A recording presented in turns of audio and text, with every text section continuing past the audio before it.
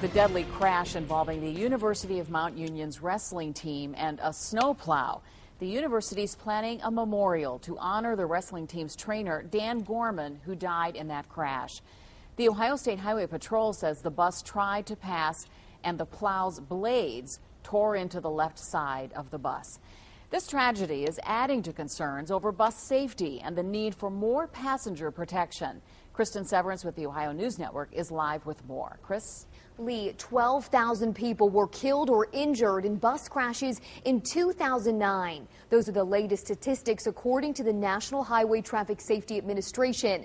Now, one Ohio lawmaker is pushing for stricter legislation to bring that number down.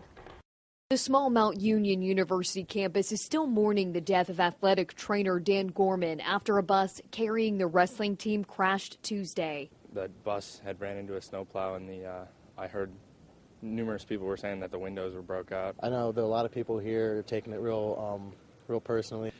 We can do better than this. For Senator Brown, news of the fatal crash brought him back to another tragedy. Nearly 4 years ago, 7 people died after a motor coach carrying Bluffton University baseball players crashed in Atlanta.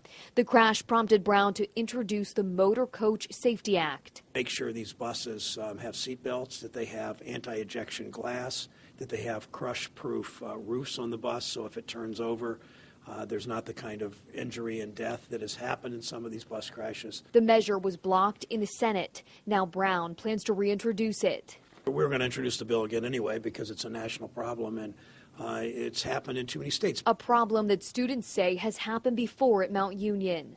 A couple of years ago, the baseball team, there was an incident with the baseball team here. Their bus caught on fire.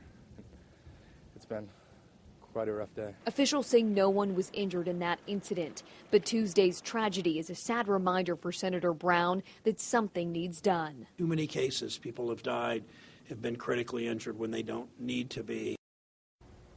Brown tells me he will reintroduce the Motor Coach Enhanced Safety Act at the end of this month or the beginning of February.